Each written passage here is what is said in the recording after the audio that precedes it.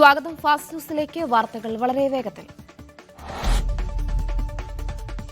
മാലിന്യ പ്ലാന്റുകളോടുള്ള എതിർപ്പിൽ ഇതുവരെയുള്ള സമീപനമല്ല ഇനി സർക്കാർ സ്വീകരിക്കുകയെന്ന് തദ്ദേശ മന്ത്രി എം ബി രാജേഷ്. പ്ലാന്റ് നടപ്പിലാക്കാൻ തീരുമാനിച്ചാൽ എങ്ങനെ നടപ്പാക്കണമെന്നറിയാം. എതിർപ്പുകളെ നേരിടേണ്ട രീതിയിൽ തന്നെ നേരിടാനാണ് സർക്കാർ നിശ്ചയിച്ചിട്ടുള്ളത്. ജനങ്ങളുടേതായ പിന്തുണ ഉണ്ടാകണമെന്നും മന്ത്രി.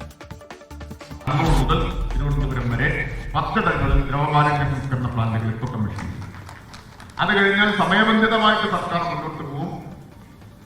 എതിർപ്പുകളോട് ഇതുവരെ സ്വീകരിച്ച സമീപനമായിരിക്കില്ല എന്ന് സ്വീകരിക്കുക. നടപ്പാക്കാൻ തീരുമാനിച്ചാൽ എങ്ങനെ നടപ്പാക്കണം എന്നുള്ളത് പറയാം. ഇനി അത്തരം എതിർപ്പുകളെ നേരിടേണ്ട രീതിയിൽ തന്നെ നേരിടണമെന്നാണ് സർക്കാർ നിശ്ചയിച്ചിട്ടുള്ളത്. അതിന് ജനങ്ങളുടെ പിന്തുണ ഉണ്ടാവണം. ജനങ്ങളുടെ പിന്തുണ ഉണ്ടാക്കാൻ സഹായകരമായ നിലയിൽ മാധ്യമങ്ങൾ ഈ വസ്തുത ജനങ്ങളിൽ എത്തിക്കാൻ സഹായിക്കുക കൂടി വേണം. അജൈവ മാലിന്യങ്ങൾ ശേഖരിക്കുന്നതിനുള്ള യൂസർ ഫീ നൽകാത്തവരിൽ നിന്ന് തുക കുടിശ്ശികയായി പിരിക്കാൻ തദ്ദേശ സ്ഥാപനങ്ങൾക്ക് അധികാരം നൽകുമെന്ന് മന്ത്രി എം ബി രാജേഷ്. ഉറവിട മാലിന്യ സംസ്കരണം നടക്കുന്നുവെന്ന് ഉറപ്പുവരുത്താൻ സംസ്ഥാന വ്യാപക പരിശോധന നടത്തുമെന്നും മന്ത്രി. കേന്ദ്ര സർക്കാർ റബ്ബർ വില 300 രൂപയായി പ്രഖ്യാപിച്ചാൽ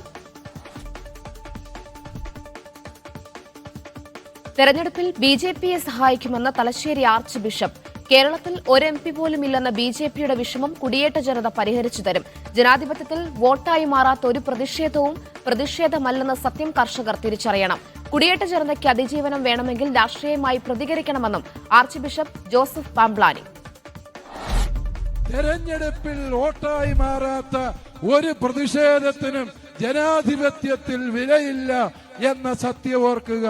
നമുക്ക് കേന്ദ്ര സർക്കാരിനോട് പറയാം, നിങ്ങളുടെ പാർട്ടി ഏതുമായിക്കോട്ടെ, ഞങ്ങൾ നിങ്ങളെ വോട്ട് ചെയ്ത് ജയിപ്പിക്കാം.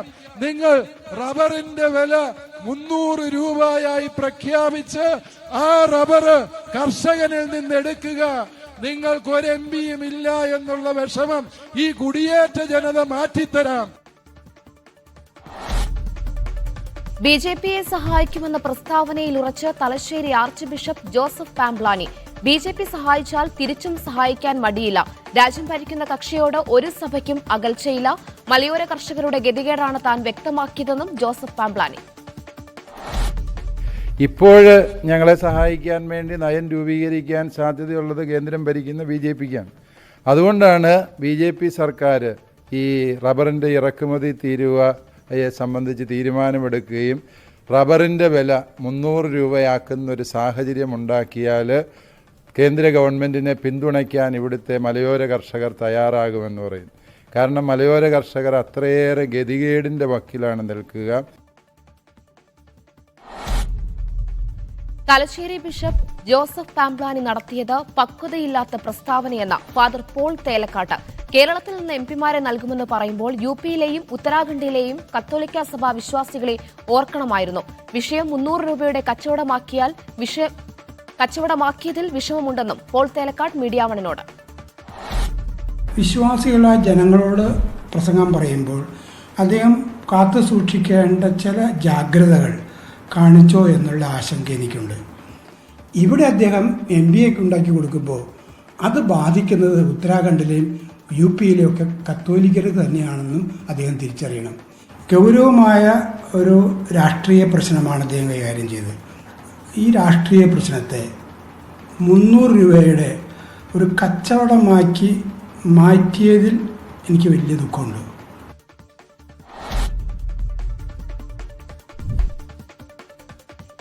ബിഷപ്പ് ജോസഫ് പാംബ്ലാനി പറഞ്ഞത് 100% തങ്ങളുടെ നിലപാടാണെന്ന് കത്തോലിക്ക കോൺഗ്രസ്. സംസ്ഥാന സർക്കാർ വാക്കുപാലിക്കാതെ കർഷകരെ വഞ്ചിച്ചെന്നും കത്തോലിക്ക കോൺഗ്രസ് ദേശീയ ജനറൽ സെക്രട്ടറി രാജീവ് കൊച്ചിപ്പറമ്പിൽ.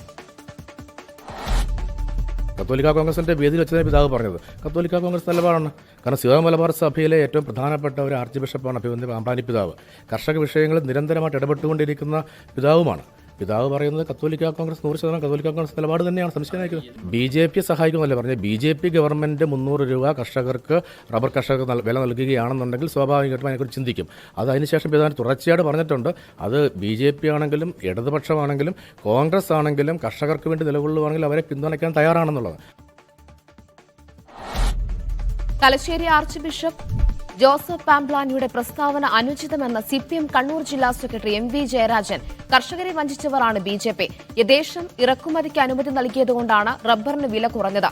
ഈ യാഥാർത്ഥ്യം ബിഷപ്പ് തിരിച്ചറിഞ്ഞിട്ടില്ലെന്നും എം വി ജയരാജൻ.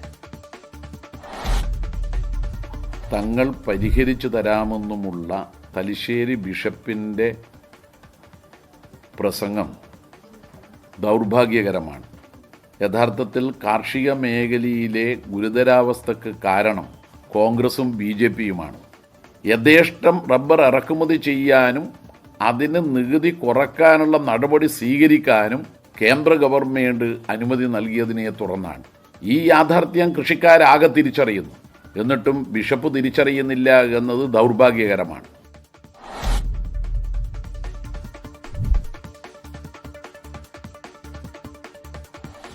റബ്ബറിന്റെ വില കൂട്ടിയാലൊന്നും കേരളം പിടിക്കാൻ കഴിയില്ലെന്ന് സിപിഎം സംസ്ഥാന സെക്രട്ടറി എം വി ഗോവിന്ദൻ. കേരളത്തിൽ മതനിരപേക്ഷത മാത്രമാണ് ബദൽ.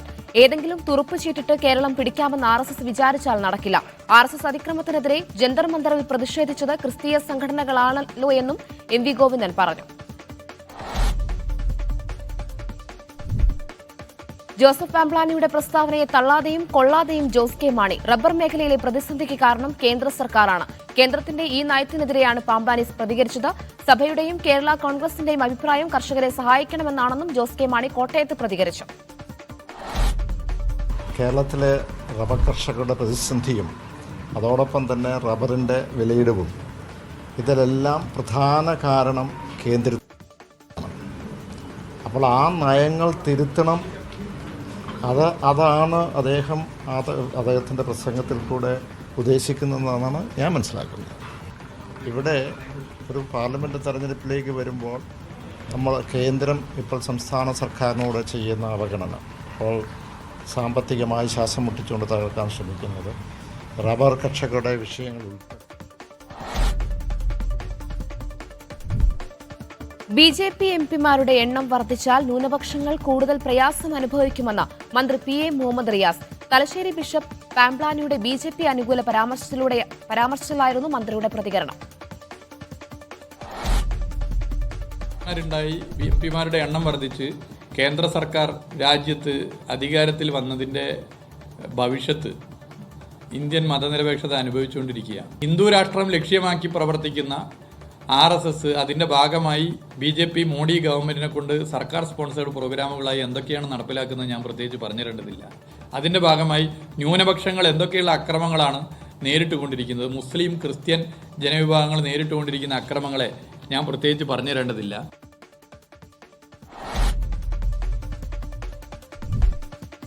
PK കുഞ്ഞാലിക്കുട്ടിക്കെതിരായ ഗുരുതര ആരോപണവുമായി ലീഗിൽ നിന്ന് പുറത്താക്കിയ മുൻ സെക്രട്ടറി KS ഹംസ. RSS നേതാക്കളുമായി ലീഗ് സിറ്റിംഗ് MLA കൂടിക്കാഴ്ച നടത്തിയത് കുഞ്ഞാലിക്കുട്ടിയുടെ താൽപര്യപ്രകാരമാണ്. ചന്ദ്രിക പണമിടപാട് കേസിൽ EDയെ സെറ്റിൽ ചെയ്തിട്ടുണ്ടെന്ന് കുഞ്ഞാലിക്കുട്ടി പാർട്ടി യോഗത്തിൽ പറഞ്ഞതായും KS ഹംസ ആരോപിച്ചു. വിദ്യാർത്ഥി സംഘടനാ മുന്നണിയായ UDSFൽ പൊട്ടിത്തെറി. MSF UDSF വിട്ടു. UDSF കൺവീനർ സ്ഥാനം PK നവാസ് രാജിവെച്ചു. കാലിക്കറ്റ് യൂണിവേഴ്സിറ്റി തെരഞ്ഞെടുപ്പിൽ KSU വോട്ട് മറിച്ചെന്നാരോപിച്ചാണ് UDF സംവിധാനവുമായി ബന്ധം വിച്ഛേദിച്ചത്. MSF UDF വിടുന്ന കാര്യം ഔദ്യോഗികമായി അറിയിച്ചിട്ടില്ലെന്ന് KSU സംസ്ഥാന പ്രസിഡന്റ് അലോഷ്യസ് സേവ്യർ. MSFന്റെ നിലപാട് അതാണെങ്കിൽ KSUവിനും അത് സ്വീകാര്യമാണ്. കാലിക്കറ്റ് സർവകലാശാല തെരഞ്ഞെടുപ്പിൽ വോട്ട് മറിച്ചെന്ന ആരോപണം അടിസ്ഥാനരഹിതമാണെന്നും Aloysius Xavier. Sachin Dev MLA സമൂഹ മാധ്യമങ്ങളിലൂടെ അധിക്ഷേപിച്ചെന്ന KK രമയുടെ പരാതിയിൽ സ്പീക്കറുടെ നിലപാട് നിർണായകമാകും. സമാമന്ദിരത്തിൽ നടന്ന സംഭവത്തിന്മേലാണ് അധിക്ഷേപകരമായ പരാമർശം നടത്തിയെന്ന പരാതി രമ നൽകിയിരിക്കുന്നത്. അതിനാൽ ഇക്കാര്യം വിശദമായി സ്പീക്കർക്ക് പരിശോധിക്കേണ്ടിവരും. അതിനിടെ സൈബർ പോലീസിന് നൽകിയ പരാതിയിൽ ഇതുവരെ കേസെടുത്തിട്ടില്ല. കൂടുതൽ പരിശോധനയ്ക്ക് ശേഷമാകും ഇത് സംബന്ധിച്ച് തീരുമാനമെടുക്കുക. നിയമസഭയിലെ സംഘർഷവുമായി ബന്ധപ്പെട്ട് KK രമയുടെ പരാതിയിൽ കേസെടുക്കുന്ന കാര്യം പോലീസാണ് തീരുമാനിക്കേണ്ടതെന്ന് CPM സംസ്ഥാന സെക്രട്ടറി MV ഗോവിന്ദൻ.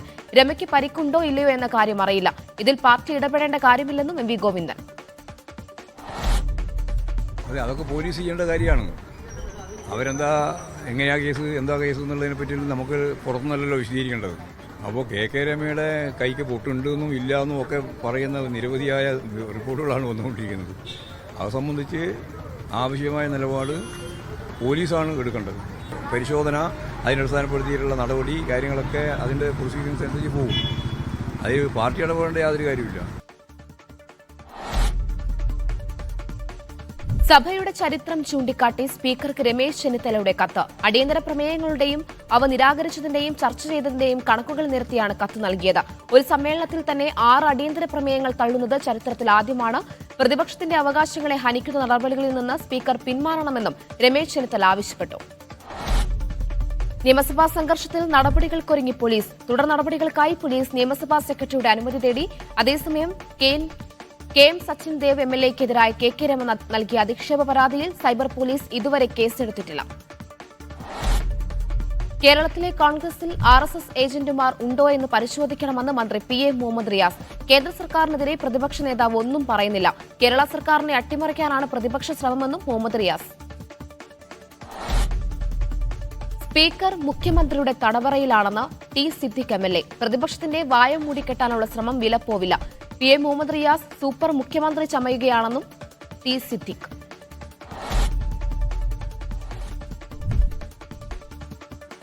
അവതരിപ്പിക്കാൻ പോലും അനുവദിക്കാതെ നിഷ്കരുണം നിഷേധിക്കുകയാണ് ഗവൺമെന്റ് ചെയ്യുന്നത്. സ്പീക്കറെ മുഖ്യമന്ത്രി ഭീഷണിപ്പെടുത്തുകയും സമ്മർദ്ദം ചെലുത്തുകയും ചെയ്തിരിക്കുന്നു. സ്പീക്കർ ഇന്ന് മുഖ്യമന്ത്രിയുടെ ഏറ്റവും മോശമായ തടവറയിലാണ് കേരളത്തിന്റെ speaker. Shri PA Muhammad Riyas super മുഖ്യമന്ത്രി ചമയുന്നത് ഹിതകരമാണോ എന്ന് സ്വന്തം പാർട്ടി പ്രവർത്തകന്മാർ ആലോചിക്കേണ്ടതാണ്, നേതൃത്വം ആലോചിക്കേണ്ടതാണ്.